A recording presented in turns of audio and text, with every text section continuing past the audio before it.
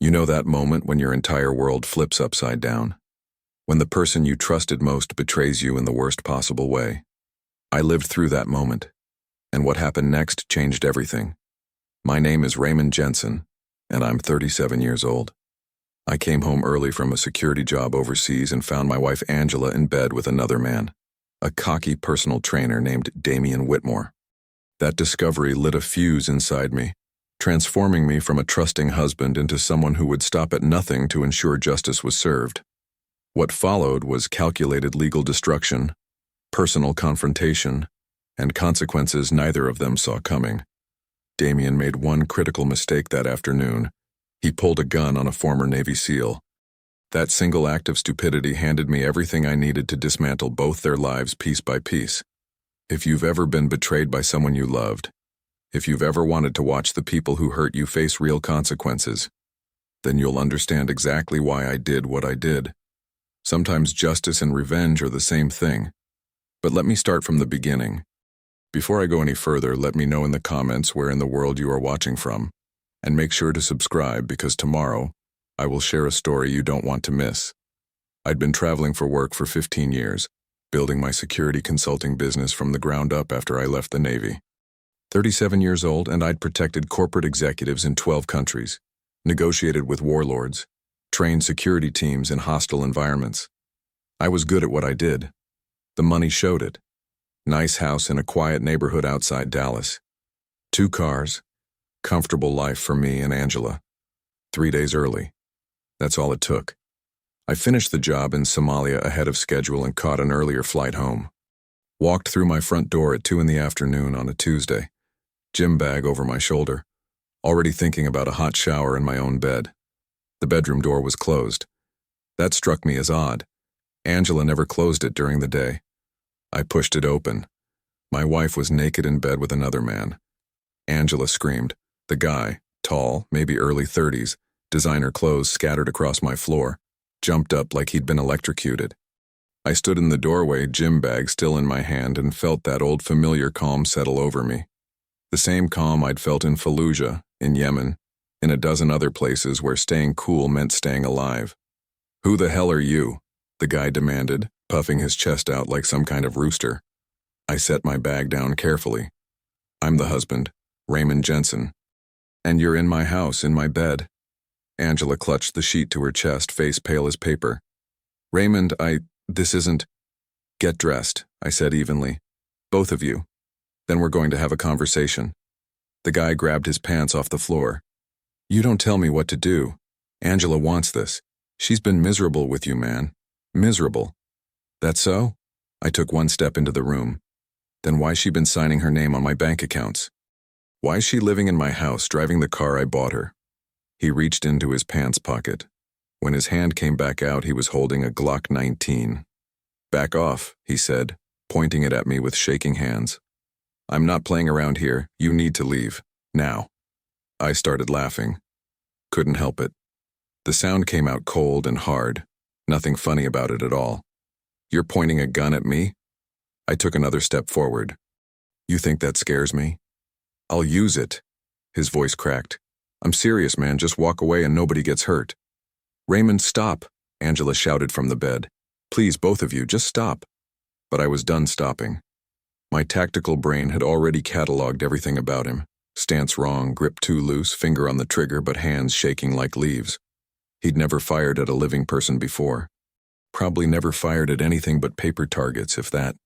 "Here's what's going to happen," I said, closing the distance to 6 feet. "You're going to lower that weapon. Then you're going to get the hell out of my house. And if you ever come near my wife again, if you ever even think about her, I will make your life a living nightmare. Do you understand me?" His hand wavered. "I'll shoot. I swear I'll—" I moved. 3 years of close-quarters combat training. Thousands of hours of muscle memory. I had the gun out of his hand and his face pressed against the wall before his brain registered what happened. The Glock was in my hand now, magazine ejected, round cleared from the chamber. "This is mine now," I said calmly, holding the pieces. "Evidence. You just committed aggravated assault with a deadly weapon. In Texas, that's a second-degree felony. 2 to 20 years. I released him and stepped back. He stumbled, gasping, staring at me like he'd just seen a ghost. What? What are you? I'm someone you should never have pulled a gun on. He grabbed his clothes and ran. Literally ran down the stairs and out the front door in his underwear, still trying to process what just happened. I heard his car peel out of my driveway seconds later. Angela stood frozen by the bed, sheet clutched to her chest. Raymond, please, let me explain. How long? What? How? Long? She flinched. 6 months. Where'd you meet him? The gym. He's a personal trainer there. Raymond, you're never here, you're always traveling, and I was lonely. So you brought him into our house. Into our bed. The anger was rising now, hot and sharp behind my ribs. You want to know what I did this week, Angela? I negotiated with Somali pirates for a hostage release. I saved a man's life, and you? You were here screwing some punk with a gun he doesn't know how to use. It just happened. Nothing just happens. My voice cracked like a whip, and she actually stepped back. You made choices. You chose to betray our marriage. You chose to disrespect our home, and he chose to point a weapon at me. So now? Now you both get to live with those choices. What does that mean? I picked up my phone. It means I'm calling my lawyer. It means every text message, every photo, every credit card charge you've made in the last 6 months is getting subpoenaed. It means that gun? That's assault evidence going to the police, and it means you're going to find out exactly how ruthless I can be when someone takes what's mine. Her face crumbled. I'm not a thing you own. No, you're my wife, or you were. But this house, the cars, the bank accounts, those are mine. Earned with my blood and my work, and by the time I'm done, you won't have access to any of it. I walked out of the bedroom, gun parts still in my hand, and went downstairs to my office. First call went to Steve Harrison, the former JAG officer who'd helped me incorporate my business years ago. Steve, I need you. Now. Divorce papers, restraining order, the works. Second call went to the police non-emergency line. I reported the assault, gave them the gun serial number, explained what happened in calm, factual terms. Third call went to Clark Anderson, my company's investigator, former CIA analyst who specialized in digital forensics. Clark, I need everything. Phone records, messages, social media, financial transactions. My wife and a guy named Damien Whitmore. I need to know every time they met, every place they went, every dollar she spent on him. Damn, Ray, I'm sorry. Don't be sorry, just be thorough. Within 2 hours, I had a police report filed, a restraining order application in process, and Steve had drafted separation papers. Angela stayed in the bedroom crying. I didn't care. She'd made her choice. Now she'd live with it. I sat in my office, the dismantled Glock on my desk, and felt that cold certainty of mission focus settle over me. Angela and Damien had declared war on me. They just didn't know who they were fighting. The police showed up just after 6 that evening. 2 officers, one younger guy who looked fresh out of the academy, and an older man with gray at his temples and the kind of bearing that told me everything I needed to know before he even opened his mouth. Mr. Jensen, I'm Officer Marcus Brennan. This is Officer Lewis. We're here about the assault report you filed. I invited them in and we sat in my living room. The younger one, Lewis, took notes while Brennan asked the questions. I walked them through it step by step. Coming home early. Finding Angela and Damien in my bed. The confrontation. The gun. Brennan leaned forward when I described how Damien had held the Glock. Finger on the trigger? Yeah. Shaking hands, wrong stance, loose grip. Guys never fired at a living person. Probably never fired at anything but paper targets, if that. Brennan nodded slowly. You served? Navy SEAL. 2 deployments, Iraq and Yemen. Marines myself. Fallujah or 04. He glanced at his partner, then back at me. You did the right thing, disarming him. Could have gone bad fast with an untrained civilian waving a loaded weapon around. I know. We'll pick him up for questioning, Brennan said. Get his statement, compare it to yours. You still have the weapon? I handed over the Glock in an evidence bag I'd prepared. Brennan examined it, checked the serial number against his notes. This'll help. We'll be in touch if we need anything else. After they left, I felt the first real satisfaction I'd had since walking into that bedroom. Damien was about to get a visit from police, and he'd have to explain why he pulled a gun on a man in his own home. Then Steve called. Raymond, we need to talk about the assault charge. What about it? Angela is refusing to give a statement against Damien. She's protecting him. I felt my jaw tighten. Of course she is. Texas takes this seriously, but Damien can claim he was defending himself in another man's home. Without Angela's cooperation, it complicates things. We need more to make it stick. That's when it hit me. This wasn't just about divorce. Angela had chosen Damien over me, over our marriage, over basic decency. She was going to fight me. Then we go nuclear, I said. Community property state, right? I want a full accounting of every asset, and I want her out of the house. I can file for exclusive occupancy, but Raymond, if she fights this, it's going to get ugly. Good. Let it get ugly. I'm done playing nice. The next morning, Angela finally came downstairs. She'd been crying all night. Her eyes were red and swollen, mascara streaked down her cheeks. But there was something else in her face now. Defiance. I talked to a lawyer, she said. I looked up from my coffee. That so? You can't just kick me out, this is my house too. Your lawyer tell you about adultery clauses? That's not, we have no fault divorce in Texas. But we have fault-based property division. Your affair? That's grounds for a disproportionate split in my favor, especially when your boyfriend pulled a gun on me in our home. She slammed her hand on the counter. Stop calling him my boyfriend. It was a mistake, Raymond. A stupid mistake, and if you'd just been here more. I stood up. She backed away immediately. Don't. My voice was quiet, controlled. Don't you dare make this my fault. I worked my ass off to give us this life. You want to be lonely? Fine. Divorce me. But you don't get to betray me and then blame me for it. I want half of everything. Then you're going to have to fight for it. Because I'm not giving you a damn thing. She grabbed her purse. I'm going to stay with my sister. Diane will understand even if you don't. Good. That'll make the exclusive occupancy order easier. She left, slamming the door so hard a picture frame fell off the wall and shattered on the floor. That afternoon, Clark called. Ray, you're going to want to sit down for this. Just tell me. Your wife spent over $40,000 in the last 6 months. Cash withdrawals, luxury purchases, hotel rooms. She's been taking Damien on weekend trips while you were overseas. Vegas, Miami, Scottsdale, all on your credit cards. $40,000, my money, funding her affair. There's more, Clark continued. Text messages show she's been planning to divorce you anyway. She and Damien were talking about moving in together, starting a life. She was just waiting for the right time to maximize her settlement. Send me everything. Already encrypted and on its way. I spent that night reading through the messages. Every I love you she'd sent Damien. Every complaint about me being gone, about me being cold and distant. Every plan they'd made for their future together. And then I found the one that changed everything. Raymond won't see it coming. He trusts me completely. Once the divorce is final, we'll have enough to open your gym.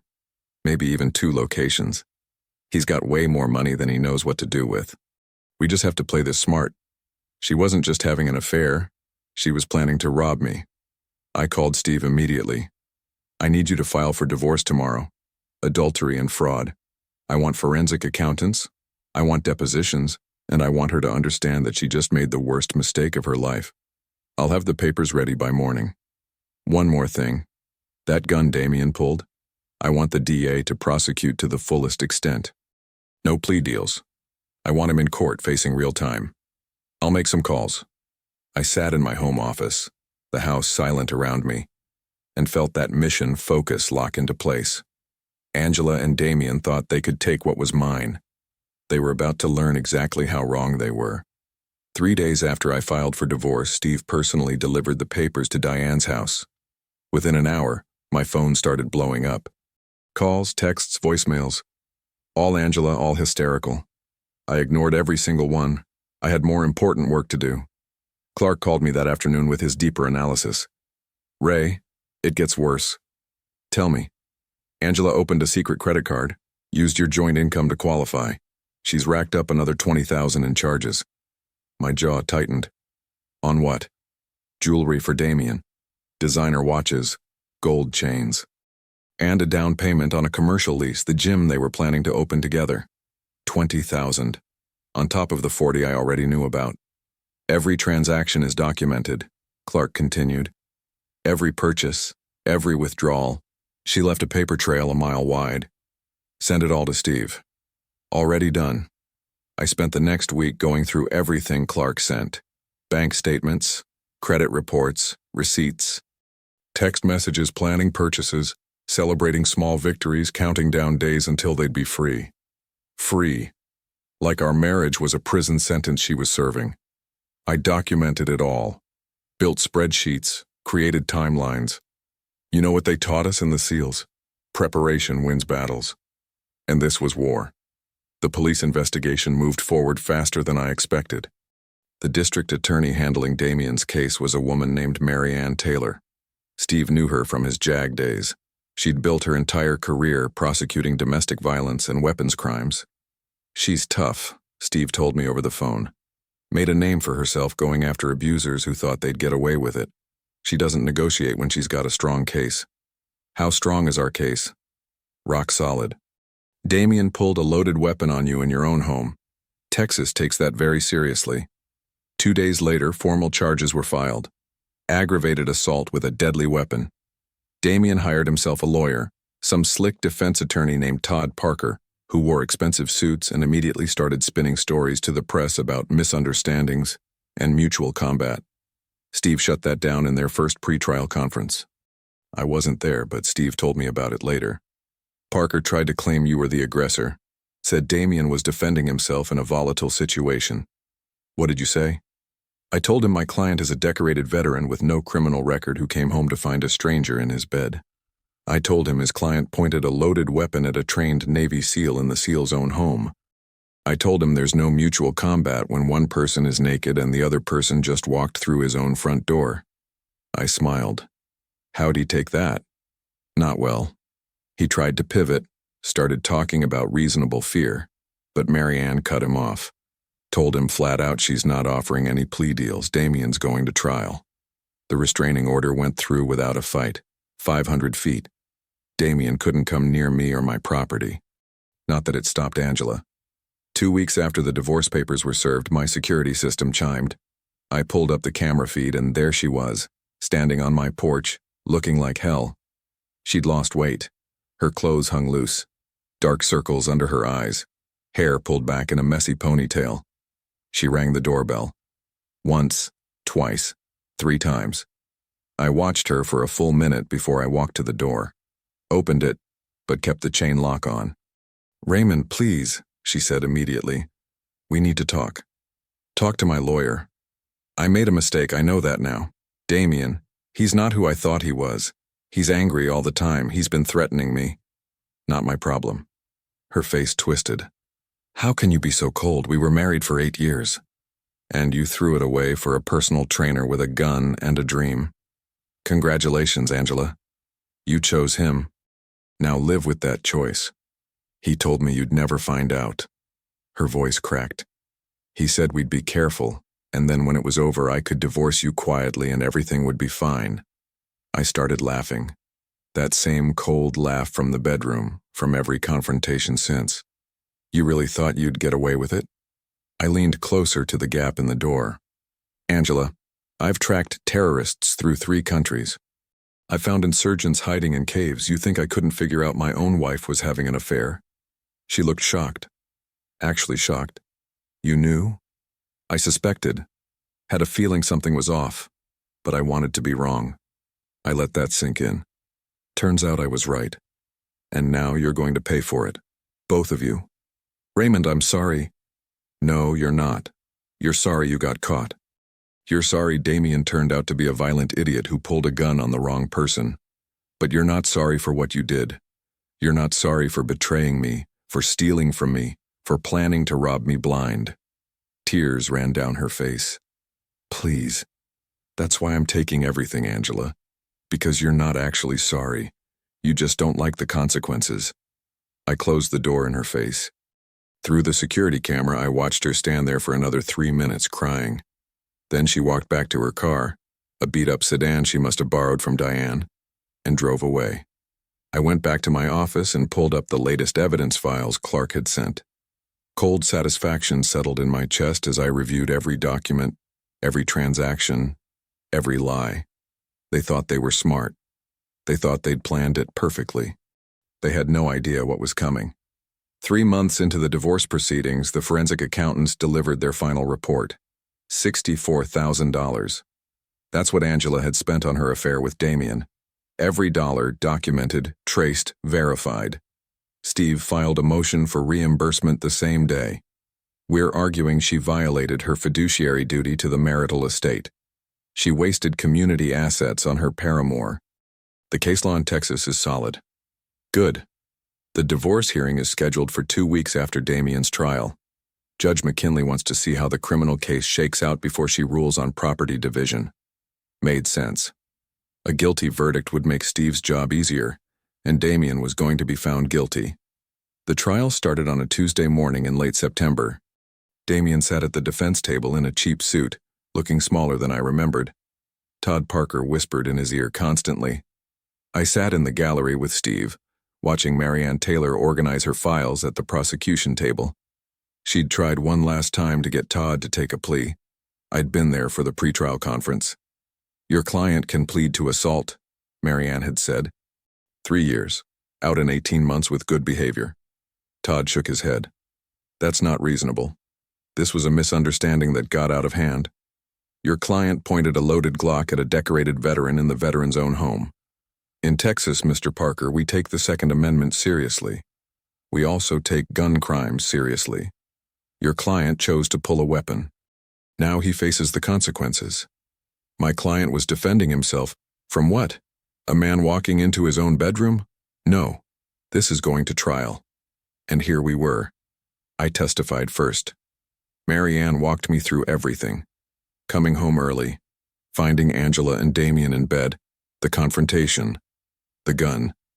Mr. Jensen, when Mr. Whitmore pointed the weapon at you, did you feel threatened? I kept my voice steady, military precise. No, ma'am. Why not?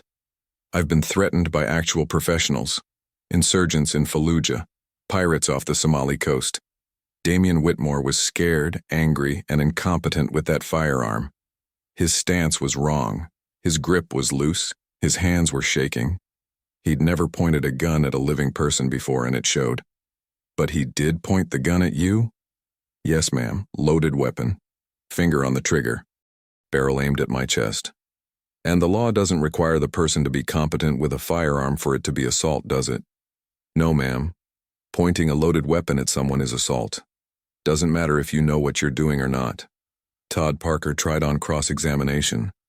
Tried to paint me as the aggressor. Tried to suggest I'd threatened Damien first. The jury didn't buy it. I could see it in their faces. When Damien took the stand, he fell apart. Marianne was surgical.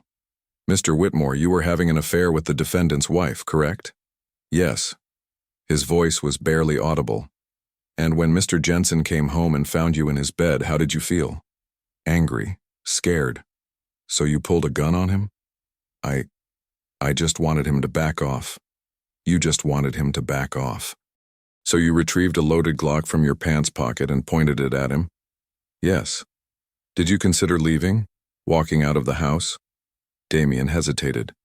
He was blocking the door. Marianne pounced. Mr. Jensen testified he was 6 feet away from you. That's hardly blocking the door, is it? I don't know, it felt like you felt scared, so you pulled a gun. Is that your testimony? Yes. And you pointed that gun at Mr. Jensen's chest? Yes. Did you intend to shoot him if he didn't back off? Damien's lawyer objected. Judge Thornton sustained it. But the damage was done. The jury saw exactly what I'd seen that day. A coward who pulled a weapon he didn't know how to use and made a catastrophic mistake. 90 minutes. That's how long the jury deliberated. When they came back, the foreman read the verdict. We find the defendant Damien Whitmore guilty of aggravated assault with a deadly weapon. Angela sobbed in the gallery. Damien's face went white. Sentencing was set for 2 months later. Recommended sentence, 5 years. The divorce hearing came next. Jeffrey Roberts stood up in Judge McKinley's courtroom looking like a man who knew he was outgunned. He tried anyway. argued for 50-50 split, claimed Angela deserved half because Texas was a community property state. Steve demolished him. Bank statements, credit card records, text messages where Angela and Damien planned to take my money and open his gym. My testimony about the affair, the theft, the betrayal. Judge McKinley listened to everything. Then she ruled, "Mrs. Jensen, you wasted significant community assets on an extramarital affair. You planned to defraud your husband of his property, and your paramour committed a violent felony in the marital home." Angela was crying. Jeffrey tried to object.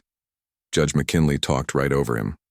"I'm awarding Mr. Jensen 90% of the community property, sole ownership of the marital home, and I'm ordering you, Mrs. Jensen, to reimburse him for the wasted assets." "Your Honor," Jeffrey started, "your client made her choices, Mr. Roberts. Now she lives with the consequences. Angela got a 1999 Toyota and enough cash to rent a cheap apartment. That was it. Everything else was mine. I walked out of that courthouse feeling lighter than I had in months. Everything I'd built, everything I'd worked for, it was still mine." Steve clapped me on the shoulder. "That's about as complete a victory as I've ever seen, Ray." "It's not done yet." "What do you mean?" "Damien's sentencing is in 6 weeks." I looked back at the courthouse. "I'm giving a victim impact statement, and I'm going to make sure he gets every year he deserves." The counterattack. 2 weeks before Damien's sentencing, my phone rang at 11 at night. Clark. His voice was tight. "Ray, we have a problem." I sat up in bed. "What kind of problem?" "Angela's been posting on social media, cryptic stuff about justice and the truth coming out, but that's not the real issue." He paused. "She hired a new lawyer, Nicholas Green, hotshot from Dallas who specializes in overturning criminal convictions." My chest tightened. "And?" "Green filed a motion to vacate Damien's guilty verdict. Claims jury misconduct and ineffective assistance of counsel." "Can he do that? If he finds legitimate grounds?" "Yeah. A judge could grant a new trial." Clark's voice dropped. "Ray, there's more. Angela filed a police report. She's claiming you threatened her. Says you told her you'd destroy her and she's been afraid for her life." "That's bullshit." "I know. But if Green creates enough smoke, enough doubt, he might convince a judge to grant that new trial. And if Damien walks?" He let that hang. "The optics on your divorce case change. Angela's lawyer is already talking about appealing the property division." I felt something I hadn't felt since this started. Control slipping. "What do we do?" "We fight," Clark said. "But Ray, this is going to get worse before it gets better." He was right. Nicholas Green was good. Better than good. Within a week, he'd found a juror who admitted to Googling my name during deliberations. Direct violation of the judge's instructions. Green filed motions, held press conferences, and suddenly, the narrative shifted. Damien wasn't a violent criminal anymore. He was a victim. Victim of an overreaching prosecution.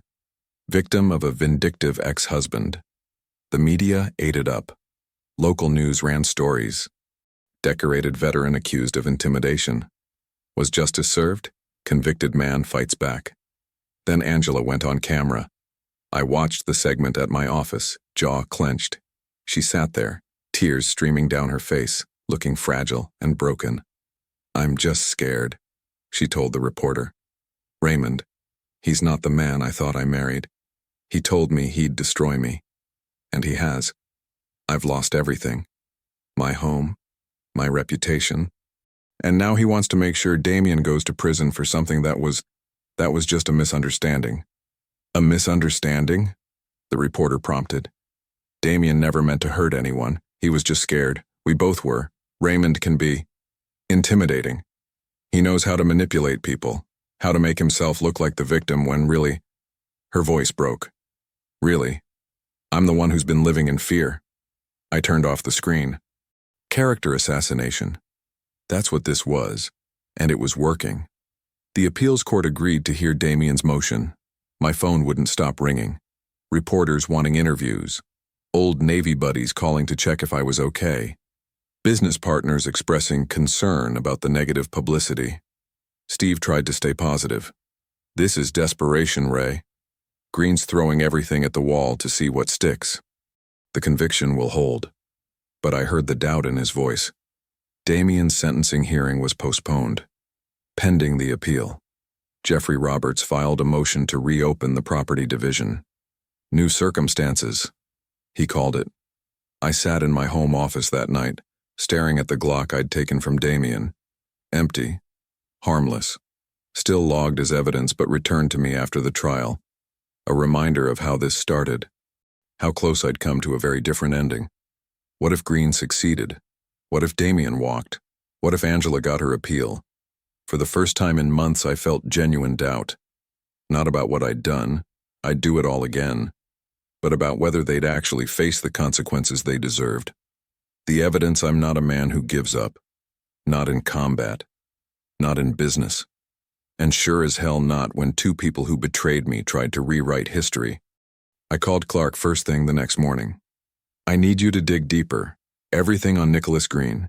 Everything on Angela's new claims. If they're lying, and they are, I need proof. Already on it, Clark said. Then I called Marianne Taylor. The conviction will hold, right? She didn't answer immediately. That silence told me everything. The juror misconduct is concerning, she finally said. But we have strong grounds to argue harmless error. The evidence against Damien was overwhelming. One juror Googling your name doesn't change the fundamental facts. He pulled a gun on you in your own home. That happened. So we're good? We're solid. But Ray, if you can get me anything showing Angela and Damien coordinated this appeal together, that would strengthen our position significantly. Proof they're manipulating the system. I'll see what I can do. 3 days later, Clark called. Ray, you're going to love this. He sent me encrypted screenshots, messages between Angela and Nicholas Green.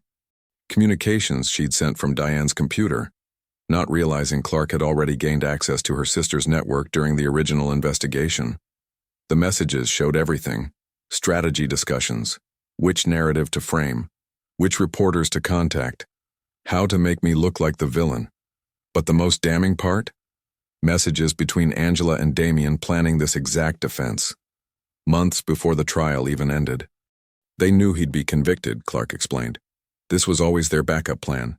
Get convicted, claim misconduct, use the publicity to pressure you into settling. My hands tightened on the phone. Can we use this? Already sent it to Steve and Marianne. It's gold, Ray. Absolute gold. Steve filed an emergency motion with the appeals court within hours. Attached the messages as exhibits. Fraud upon the court, he called it. Marianne did the same in the criminal case. The appeals hearing was set for 2 weeks later. Same judge, Barbara McKinley, the woman who'd already ruled on my divorce. I sat in the gallery with Steve, watching Nicholas Green work. He was good. I'd give him that. Eloquent arguments about jury misconduct, tainted proceedings, constitutional rights violated. The kind of performance that might have worked, if he'd been dealing with anyone else. Then Steve stood up. Your Honor, he said, addressing Judge McKinley directly. Opposing counsel has engaged in calculated fraud. Green started to object, but McKinley raised her hand. I'm presenting evidence, Steve continued, that Mr. Whitmore and Ms. Hubert, she's reverted to her maiden name, coordinated this entire appeal as a strategy to avoid consequences for Mr. Whitmore's crimes. He walked forward, handed the printed messages to Judge McKinley. She read them, one page, then another, then another. Her expression darkened with every line. Finally, she looked up. Mr. Green, she said slowly, did you know about these communications? Green's face went pale. Your Honor, those were privileged. These are evidence of conspiracy to commit fraud upon this court. Her voice cut like steel. Bailiff, I want both Ms. Hubert and Mr. Whitmore detained pending contempt proceedings. The courtroom exploded. Angela screamed from the gallery, high-pitched, desperate. No, you can't, this isn't. Damien jumped up from where he'd been sitting with his lawyer, tried to run. Court security tackled him before he made it 3 steps. Judge McKinley banged her gavel, 3 hard strikes. Order! The chaos settled. Barely. Motion denied, she said. The conviction stands. Furthermore, I'm referring Mr. Green to the State Bar for investigation of his conduct. She turned her gaze to where security now held both Angela and Damien. And I'm ordering both Ms. Hubert and Mr. Whitmore to show cause why they shouldn't be held in contempt. I watched their plan collapse in real time. Angela sobbing as the bailiff approached her. Damien on the floor, security holding him down. Nicholas Green standing at his table, face white, career crumbling around him. And me? I felt that cold satisfaction settle in my chest. The same feeling I got when a mission went exactly according to plan. They'd tried to manipulate the system, tried to make me the villain. Now they'd answer for it. The sentencing. 2 months after Judge McKinley's ruling, I sat in a different courtroom watching Damien Whitmore stand before a different judge. Judge Arthur Brennan, silver-haired, 60-something with the kind of face that had seen every excuse and heard every lie. He reviewed the case file slowly. The guilty verdict, the failed appeal, the fraud, the contempt proceedings. Marianne Taylor stood to argue for sentencing. "Your Honor," she said, her voice carrying that prosecutor's edge I'd come to appreciate. Mr. Whitmore didn't just commit aggravated assault with a deadly weapon. He pointed a loaded gun at a decorated veteran in that veteran's own home. But that wasn't enough for him. She walked toward the bench. After his conviction, Mr. Whitmore coordinated with his lover and a corrupt attorney to fabricate grounds for appeal. He lied. He manipulated. He attempted to corrupt this court system to avoid accountability for his actions. This man has shown zero remorse, zero respect for the law, and he deserves an enhanced sentence that reflects both crimes, the assault and the fraud. Judge Brennan nodded slowly. "Mr. Jensen, I understand you wish to make a victim impact statement?" I stood. My hands were steady. "Yes, Your Honor." "Proceed." I looked at Damien. He wouldn't meet my eyes. "That day," I said, "Damien Whitmore pulled a loaded gun on me in my bedroom. I was unarmed. I just walked into my own house and found him with my wife. And his response, point a weapon at me, threaten my life." I paused. Let that sink in. I'm a former Navy SEAL. I've been in combat. I know what it looks like when someone's actually dangerous versus when they're just stupid and scared. Damien was both. And that combination, that could have resulted in tragedy. He could have pulled that trigger by accident. Could have killed me. Could have killed himself. Could have killed my wife. Judge Brennan was listening. Really listening. "But what happened after?" I continued. "That's what tells you who this man really is. He got convicted, fair trial, solid evidence, and instead of accepting responsibility, instead of showing 1 ounce of remorse, he conspired with my ex-wife and a lawyer to lie to this court, to fabricate a story, to try to make me the villain." My voice hardened. "That shows a complete lack of character, a complete disrespect for the law, and it shows he'll do anything, lie, cheat, manipulate, to avoid facing consequences for his actions. He deserves every year you can give him, Your Honor." I sat down. Judge Brennan looked at Damien for a long moment. "Mr. Whitmore, do you have anything to say before I impose sentence?" Damien stood. His lawyer, a public defender this time since Todd Parker had dropped him, put a hand on his shoulder. Damien's voice cracked. "I made mistakes. I'm sorry." "Sorry you got caught," Judge Brennan said flatly. "Sorry your scheme failed, but not sorry for what you did. I've read the evidence, Mr. Whitmore. I've read the messages. You planned the fraud months in advance."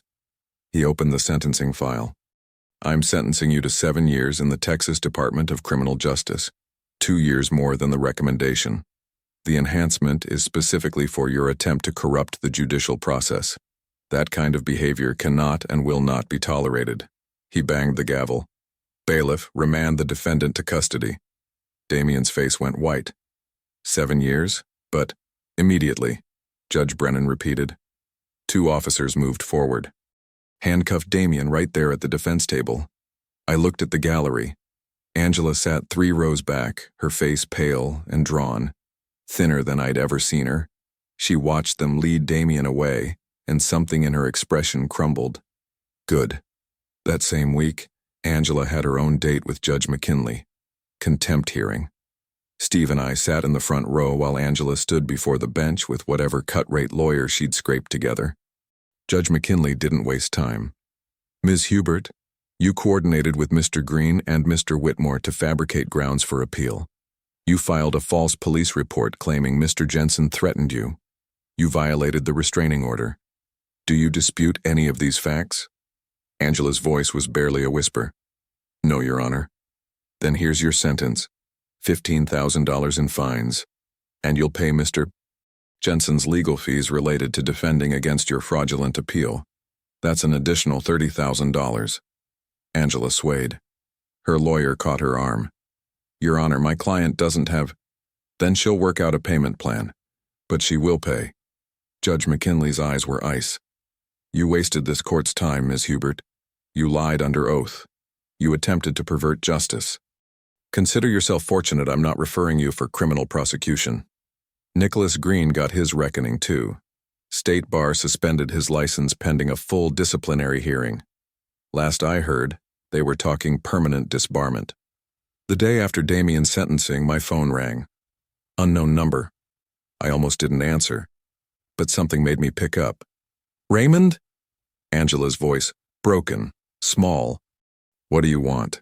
I wanted to say I'm sorry, really sorry, for all of it. I laughed. That same cold laugh from the bedroom. Months ago. A lifetime ago. Now you're sorry? After you tried to destroy me? After the false accusations? After the fraudulent appeal? I didn't know what else to do. Her voice cracked. I lost everything, Raymond. My marriage, my home, my reputation. Damien's in prison. I'm working 2 jobs just to make rent. Good. Silence. You made every single choice that led to this, I said. Each word precise. You chose to cheat. You chose to steal from me.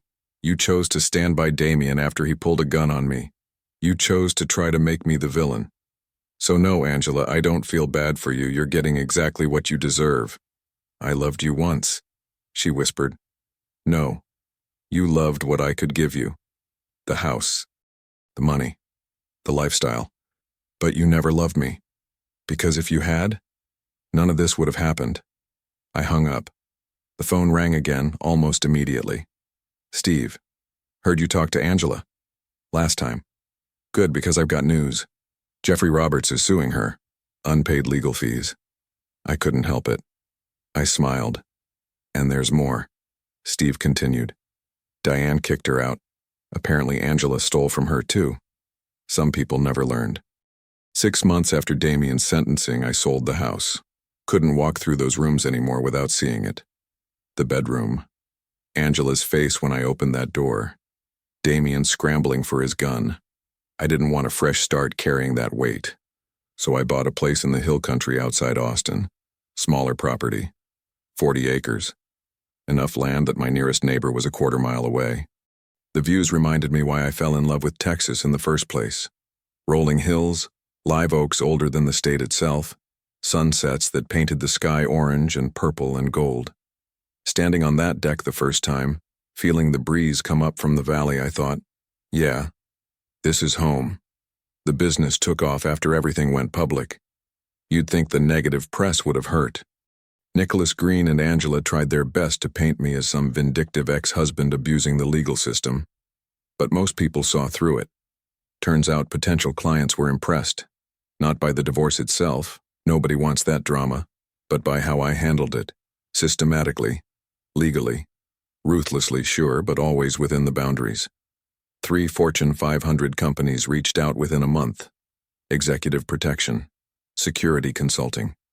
One CEO told me straight, if you can dismantle 2 people trying to destroy you while staying completely legal, I want you protecting my team. Revenue doubled within 6 months of the divorce finalization. Clark called it the silver lining. I called it karma. Dating again felt strange. I approached it carefully. Trust didn't come easy anymore. Couldn't just take someone at their word. But I met Leslie Robinson at a VA fundraiser. Physician's assistant. Worked with veterans every day. She understood the military mindset, the sacrifices, the way some of us compartmentalize things civilians never could. We took it slow. Coffee first, then dinner, then weekend hikes in the hill country where I could show her the new property. She didn't push, didn't ask about Angela unless I brought it up, respected boundaries. One evening, sitting on my deck watching the sunset, she asked, "You ever gonna tell me the whole story?" Which part? All of it. The stuff the news didn't cover. So I did. Told her everything. The bedroom, the gun, the trials, the fraudulent appeal. She listened without interrupting. When I finished, she was quiet for a long moment. "You're not a victim," she finally said. "That's what I respect most. You didn't let them make you one." For the first time since finding Angela in bed with Damien, I felt like maybe, just maybe, I could trust someone again. Clark kept tabs on Damien and Angela. Habit, mostly. Professional curiosity. "Damien's not doing well," he told me one afternoon. "Prison's rough when the other inmates find out you pulled a gun on a veteran. Protective custody. Twice already. Incidents in general population. Word gets around fast." I didn't feel bad for him. Not even a little. Angela's life collapsed completely. She dropped my last name. Back to Hubert now. Worked as a receptionist at some dental office on the east side. Lived in a studio apartment that probably cost more than she could afford. Diane wouldn't speak to her. Not after the theft. Angela's friends, the ones who used to come over for wine nights and book clubs, they all disappeared. Nobody wanted to associate with someone convicted of contempt, someone the news had exposed as a liar and a fraud. Every month, like clockwork, I got a payment. Court-ordered reimbursement for the $45,000 she owed in legal fees, usually around $200, sometimes less. I'd never see the full amount. She barely made enough to survive, let alone pay off that kind of debt. But I didn't care about the money. Every first of the month when that payment hit my account, Angela had to think about me, about her choices, about how drastically different her life could have been if she'd just stayed faithful. That was worth more than $45,000. Nicholas Green got disbarred. Formal hearing. State Bar wasn't messing around. His attempt to manipulate the courts cost him everything. Clark sent me an update a few months back. Green's working out of a strip mall now. Legal consultant. Helps people file small claims. From hotshot Dallas attorney to strip mall consultant. Another kind of justice. I stood on the deck of my hill country home that evening, watching the sun drop below the horizon. Sky turning from blue to orange to deep purple. The air smelled like cedar and wildflowers. No bad memories here. No ghosts. Just land and sky and the life I'd built entirely on my own terms. Justice had been served. Real justice. The kind where people who do wrong face real consequences. And me? I was at peace. For the first time in over a year, genuinely at peace. A year. 1 full year since I walked into that bedroom and found Angela with Damien. Feels like a lifetime ago. Like it happened to someone else. The man I was that day, the guy who still believed marriage vows meant something, who trusted his wife completely, who thought loyalty was reciprocal, that Raymond doesn't exist anymore. The man I became? Harder, more careful, significantly wiser about human nature and what people are capable of when they want something badly enough. But here's the thing. I'm also better off.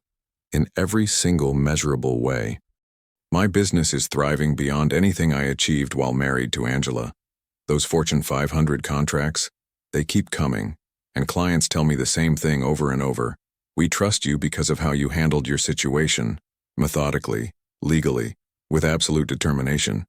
They respect that I didn't lose control, that I fought smart instead of fighting dirty. Revenue's up 40% from last year. I'm hiring 2 new consultants next month. Clark's talking about opening a West Coast office. Success tastes better when you've earned it twice.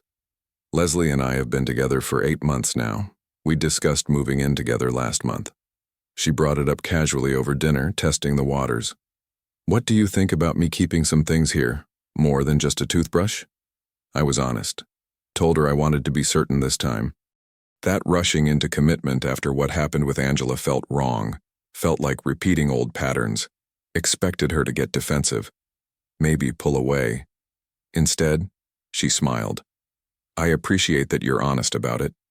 Most guys would just say yes and then resent me later." That's when I knew she was different. She respects boundaries, understands why I move cautiously now, doesn't push for promises I'm not ready to make. We're building something real, slowly, honestly. That's worth waiting for. Clark still sends updates about Angela and Damien. Professional habit, he says, keeping tabs on potential threats. I think he just likes seeing karma play out in real time. Damien's got 4 more years left on his 7-year sentence. Reports suggest he's counting every single day in misery. Protective custody became permanent after the 3rd incident. Turns out prisoners really don't like guys who pull guns on veterans.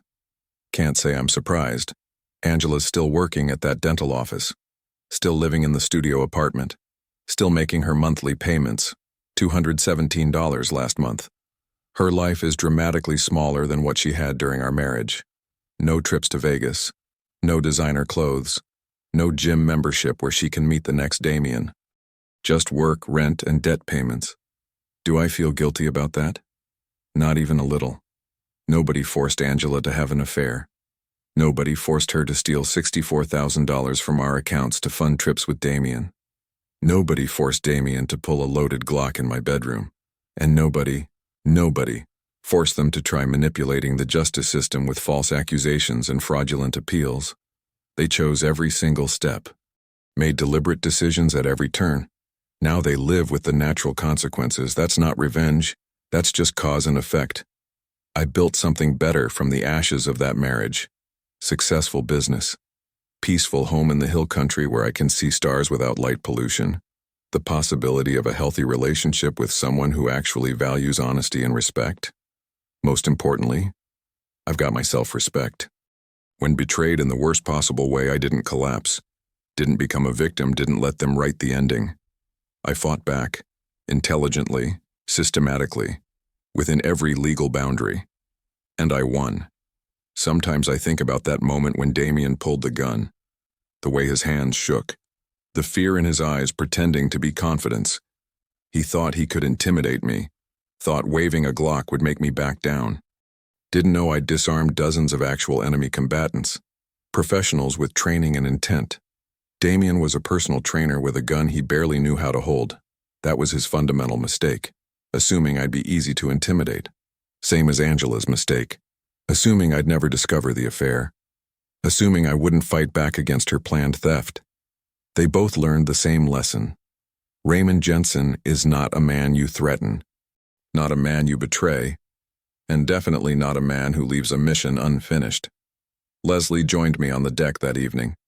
We sat in comfortable silence, watching stars appear one by one over the hill country. The air smelled like sage and cedar.